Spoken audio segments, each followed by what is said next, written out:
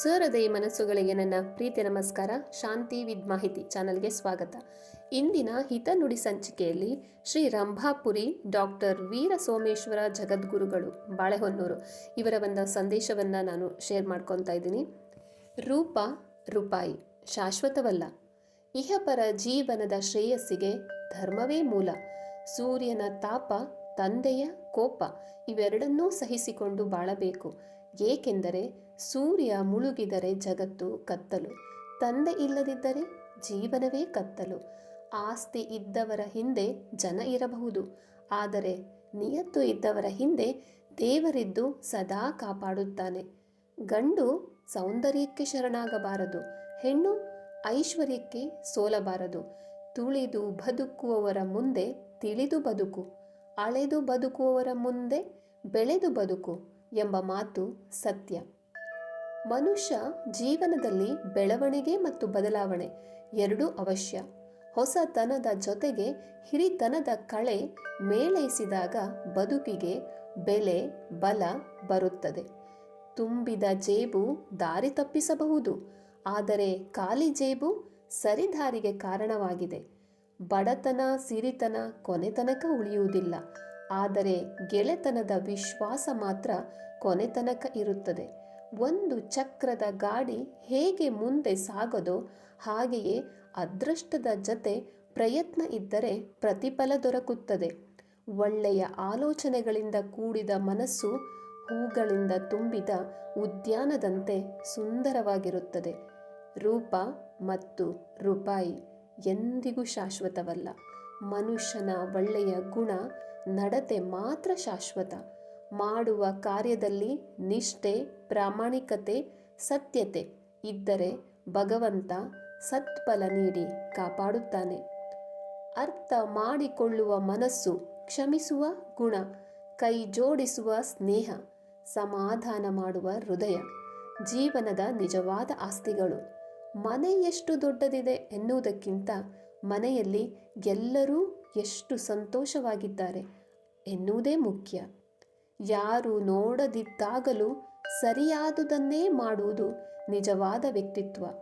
ಬಾಳ ಬದುಕಿನ ಬಂಡಿಗೆ ಧರ್ಮದ ಬೆಳಕು ಬೇಕು. ಬೆಳಕಿಲ್ಲದ ಬಾಳಿಗೆ ಬೆಲೆ ನೆಲೆಯಿಲ್ಲ.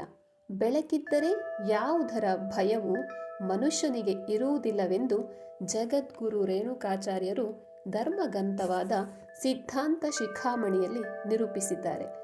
ಬಯಸಿದ್ದೆಲ್ಲವೂ ಸಿಗುವಂತಿದ್ದರೆ ಬಯಕೆಗೆ ಬೆಲೆ ಇರುತ್ತಿರಲಿಲ್ಲ. ಅನಿಸಿದ್ದೆಲ್ಲ ಹೇಳುವಂತಿದ್ದರೆ ಮೌನಕ್ಕೆ ಅರ್ಥವಿರುತ್ತಿರಲಿಲ್ಲ. ಕಣ್ಣೀರು ಕಣ್ಣಿನಲ್ಲಿ ಬರದಿದ್ದರೆ ಜೀವನದ ಮೌಲ್ಯ ಗೊತ್ತಾಗುತ್ತಿರಲಿಲ್ಲ.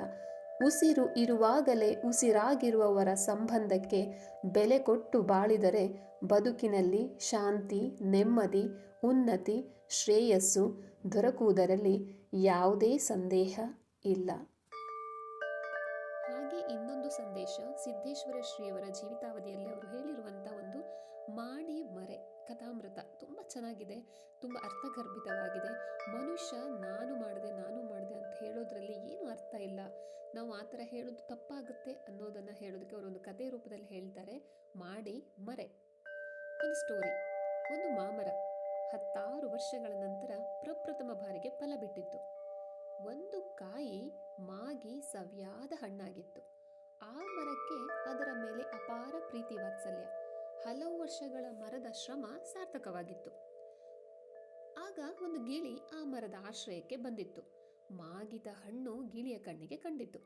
ಸಂತಸದಿಂದ ಹಣ್ಣನ್ನು ಸವಿಯುವ ಹವಣಿಕೆಯಲ್ಲಿತ್ತು ಗಿಳಿ. ಅಷ್ಟರಲ್ಲಿ ಕಳ್ಳನೊಬ್ಬ ಆ ಹಣ್ಣನ್ನೆತ್ತಿಕೊಂಡು ಹೋಗೇ ಬಿಟ್ಟ. ಕೈಗೆ ಬಂದ ತುತ್ತು ಕರುಳಿಗೆ ಬರಲಿಲ್ಲ ಎಂದು ಗಿಳಿ ಕಳವಳಿಸಿತು. ಮಾಮರಕ್ಕೆ ಗಿಳಿ ಹೀಗೆ ಕೇಳುತ್ತೆ, ಅಯ್ಯ ಮಾಮರವೇ, ನೀನು ಅಷ್ಟು ಕಷ್ಟಪಟ್ಟು ಬಿಟ್ಟಿದ್ದ ಮಧುರ ಫಲವನ್ನು ಕಳ್ಳನೆತ್ತಿಕೊಂಡು ಹೋದ. ನಿನ್ನ ಮನಕ್ಕೆ ತುಂಬಾ ನೋವಾಗಿರಬಹುದಲ್ಲ. ಮಾಮರ ಉತ್ತರ ಕೊಡುತ್ತೆ, ನೋವೇಕೆ? ಹಣ್ಣು ಕೊಡುವುದಷ್ಟೇ ನನ್ನ ಕರ್ತವ್ಯ. ಒಂದು ಹಣ್ಣು ನನ್ನ ಮೈ ಬಿಟ್ಟರೆ ಅದು ನನ್ನದಲ್ಲ, ಮಣ್ಣಿನದು, ಮಹಾದೇವನದು ಎನ್ನುತ್ತೇನೆ. ಅದನ್ನು ಸೇವಿಸಿದವರು ಪಾಪಿಗಳೋ ಪುಣ್ಯಾತ್ಮರೋ ಎಂಬುದು ನಾನರಿಯೆ. ಒಟ್ಟು ಹಸಿದವರು ಸೇವಿಸಿರುತ್ತಾರೆ. ಒಂದು ಹಣ್ಣು ಹೋದರೆ 100 ಹಣ್ಣು ನಿರ್ಮಿಸಲು ಪ್ರಯತ್ನಿಸುತ್ತೇನೆ. ಹಣ್ಣು ನಿರ್ಮಿಸುವಲ್ಲೇ ನನಗೆ ಸಂತಸ. ಅದಲ್ಲದೆ ಕಳೆದು ಹೋದ ಹಣ್ಣಿನ ಚಿಂತೆಯಲ್ಲಿ ಕುಳಿತರೆ ನಾವು ಬಾಳುವುದಾದರೂ ಹೇಗೆ? ಮಾವಿನ ಮರದ ಅನುಭವದ ಮಾತನ್ನು ಕೇಳಿ ಗಿಳಿ ಅಪಾರ ಸಂತಸದಿಂದ ನುಡಿಯಿತು.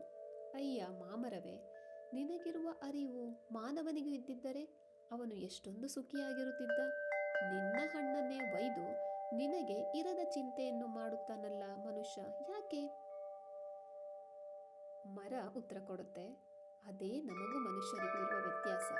ಮಾಡಿ ಮರೆಯುವವರು ನಾವು, ಮಾಡಿ ಮರೆಯದೇ ಗೋಳಾಡುವವರು ಮಾನವರು ಎಂದು ಮಾಮರ ಹೇಳಿತು. ಇದರ ಸಂದೇಶ ಇಷ್ಟೇ, ಯಾವಾಗಲೂ ಏನೇ ಉಪಕಾರ ಮಾಡು, ಯಾವುದೇ ಒಳ್ಳೆಯದ ಕೆಲಸ ಮಾಡು, ನಾನು ಮಾಡಿದೆ ಅನ್ನೋದು ಅಲ್ಲ, ಇದೆಲ್ಲವೂ ಭಗವಂತನ ಒಂದು ದಯೆಯಿಂದ ನಡೆಯುವಂಥದ್ದು ಅನ್ನೋದು ಇದರ ಸಂದೇಶವಾಗಿರುತ್ತೆ. ಇಷ್ಟೊತ್ತು ಹಿತನುಡಿ ಸಂಚಿಕೆಯನ್ನು ಕೇಳಿಸ್ಕೊಂಡಂಥ ನಿಮಗೆಲ್ಲರಿಗೂ ಧನ್ಯವಾದಗಳು. ಮತ್ತೆ ಮುಂದಿನ ಸಂಚಿಕೆಯಲ್ಲಿ ಸಿಗೋಣ.